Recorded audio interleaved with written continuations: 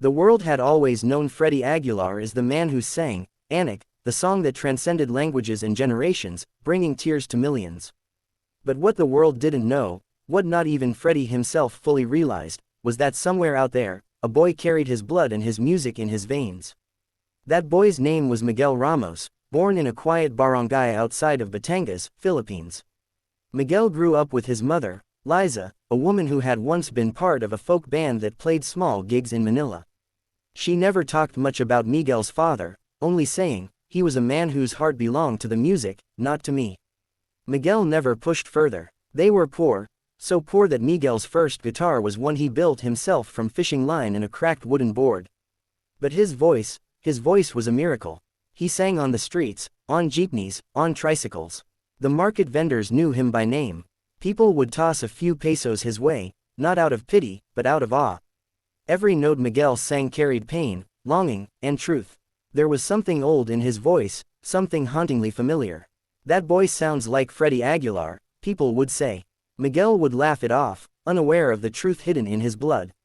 One day, a vlogger visiting Batangas heard Miguel singing Anak outside a small carinderia. He recorded the boy and uploaded the video to YouTube.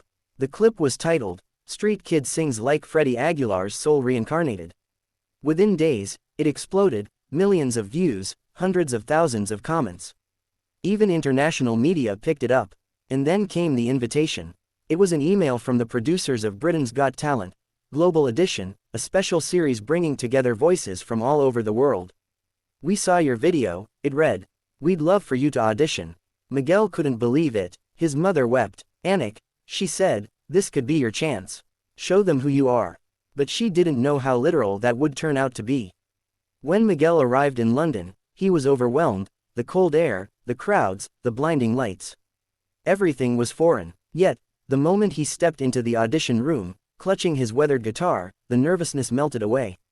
Music was his language. Simon Cowell sat in the middle, his trademark unamused expression plastered across his face.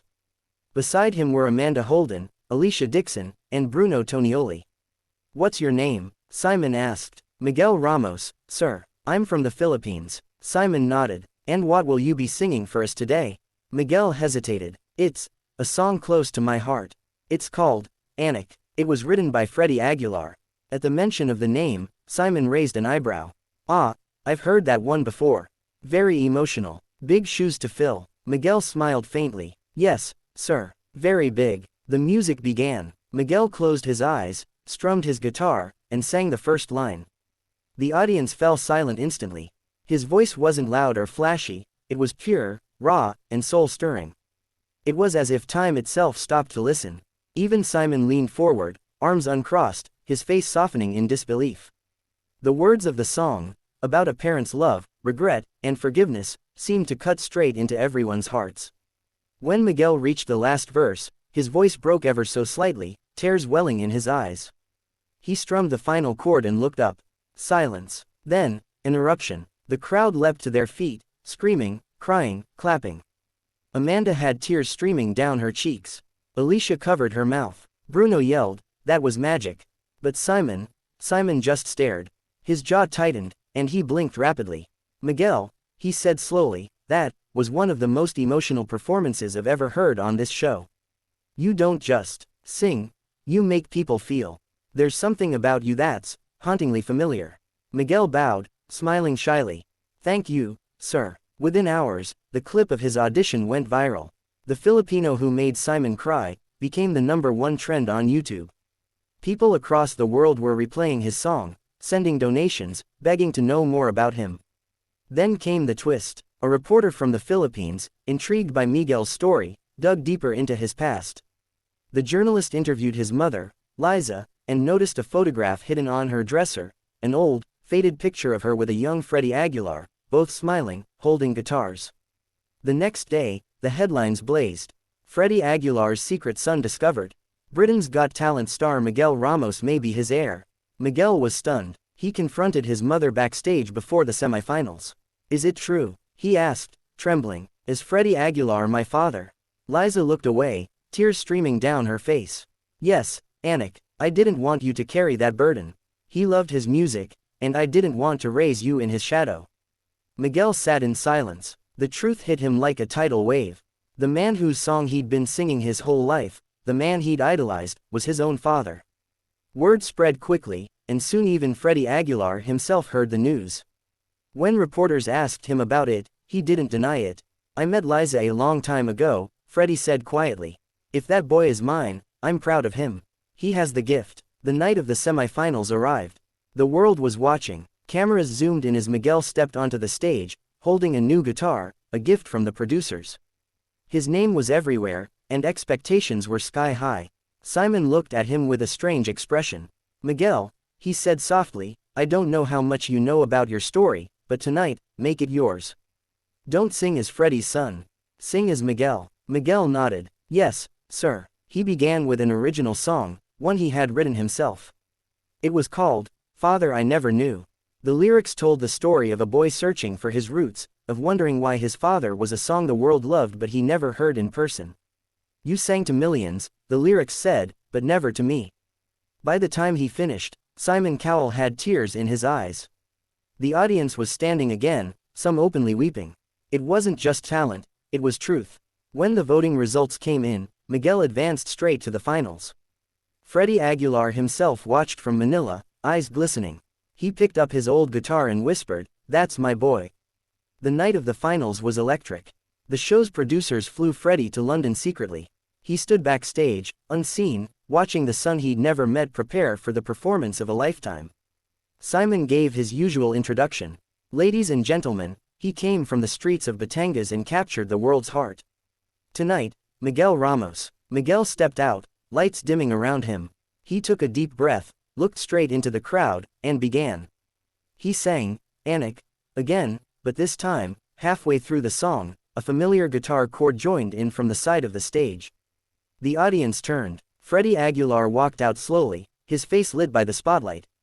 The crowd gasped. Miguel froze, his eyes wide. Freddie smiled. "Keep singing, Anak," and they did, father and son, their voices blending perfectly, carrying the same soul, the same fire. It was as if the universe had planned this reunion through music itself. When the final note ended, the arena exploded. People were crying, clapping, shouting. Simon stood, visibly emotional, clapping slowly. "That," he said, his voice breaking slightly, "was history. I don't care who wins tonight, you two just gave the world something it will never forget." Miguel didn't win the competition that night. But he didn't need to. Overnight, he became a global sensation.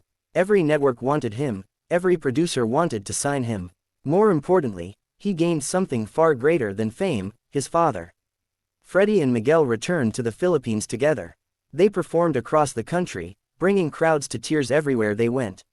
They even recorded a duet album titled, Bloodlines. In interviews, Freddie often said, "When I first heard him sing, I thought I was listening to my own soul echoing back at me." Miguel would smile shyly beside him and say, "I grew up without a father, but music gave me one." Months later, Simon Cowell invited them both to perform on a global charity concert, Voices of Hope. They sang, "Anak," again, this time in front of 1 billion viewers worldwide. When they finished, Simon wiped a tear from his eye and said, "In all my years of judging, I've never seen something so powerful. You can teach skill, but not soul. That's what these two have." As the lights dimmed and applause thundered, Freddie looked at his son. "You've done what I never could," he said quietly.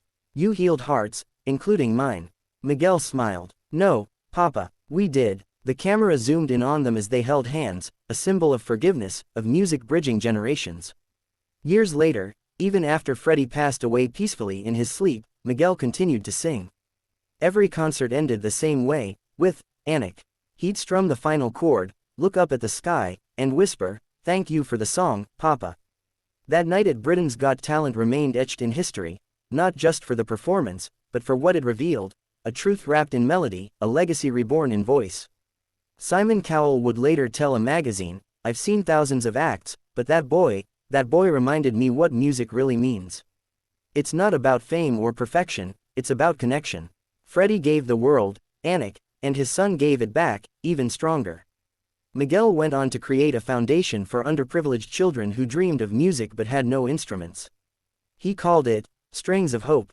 In every village they helped, you could hear guitars echoing again, voices singing under the open sky. Some said it was destiny. Others said it was divine. But everyone agreed, the hidden son of Freddie Aguilar didn't just stun the world. He healed it, and somewhere, in the wind that carried every song, Freddie's voice seemed to whisper back. My Anak, you finally found your way home.